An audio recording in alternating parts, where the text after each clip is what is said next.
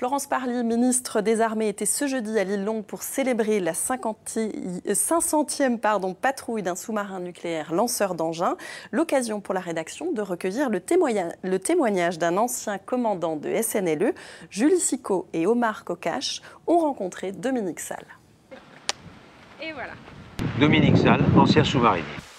Je suis entré à l'école navale en 1971. Je suis arrivé au sous-marin en 1975. J'ai quitté les sous-marins et la marine en 2006.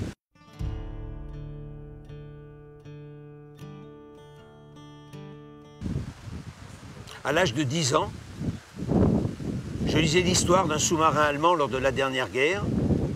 Et lorsque j'ai fermé le livre, j'ai dit à mon père, je commanderai un jour un sous-marin. J'ai eu la chance de réaliser comme adulte le rêve d'enfant. J'aimerais que beaucoup puissent le faire. J'ai d'abord été chef de service. Quelques années après, j'y suis revenu comme commandant en second. Quelques années ensuite, je suis revenu comme commandant d'un SNLE. Et j'ai fini ma carrière comme chef d'escadrille ici à Brest.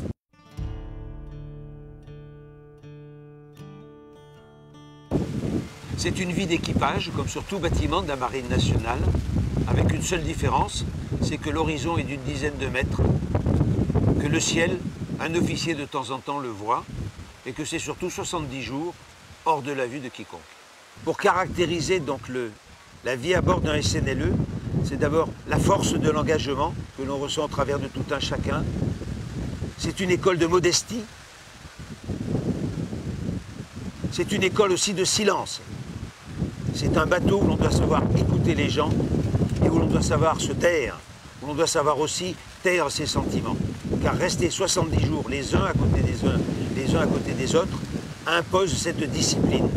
La vie à bord correspond tout à fait au rythme de vie à l'extérieur. La seule différence entre le jour et la nuit, c'est que lorsqu'il fait nuit, on passe sur une lumière rouge. Mais sinon, la vie qui est à bord est celle des gens qui travailleraient 24 heures sur 24 dans un même espace, en consacrant à peu près un tiers du temps à faire le quart, un tiers du temps de la journée à entretenir le bateau, à prendre ses repas, à éventuellement s'instruire, à entretenir le bateau s'il y a quelque avarie. Et puis les dernières 8 heures sont des heures de nuit, des heures de sommeil et de repos. Il n'y a pas de différence avec les autres personnes de la marine, sinon que nous sommes peut-être un peu plus taiseux lorsque nous sommes à la mer. Aujourd'hui, vous faites de moi un anti-sous-marinier. J'ai 2 oreilles et une bouche, je devrais me taire 2 fois plus qu'écouter.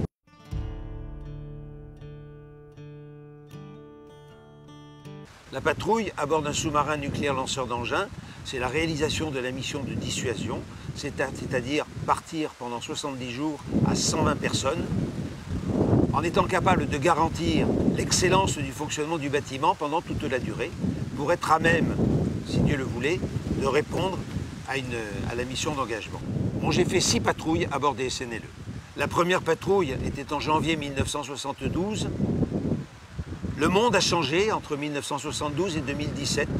S'il y a une chose qui n'a pas changé, c'est la patrouille par elle-même. C'est le même engagement de tout un chacun pendant tout ce temps-là pour que la mission réussisse. Si je devais synthétiser ce qu'est la dissuasion, et la dissuasion sous-marine en particulier, je le ferai au travers des 4 lettres du mot FOST.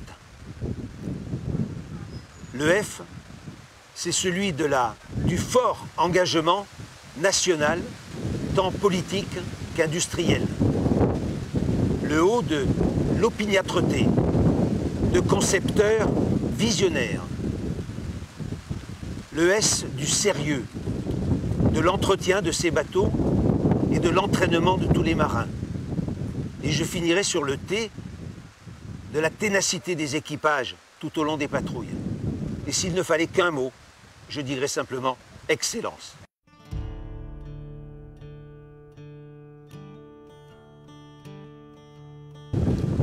Elle est dans le prolongement de l'engagement politique et celui de la France depuis maintenant plus de 50 ans. Et que le ministre vienne par sa présence honorer les équipages est quelque chose qui nous flattera tous. Et quand je dis tous, autant les jeunes qui débarqueront du sous-marin aujourd'hui que ceux qui étaient en patrouille au mois de janvier 1972.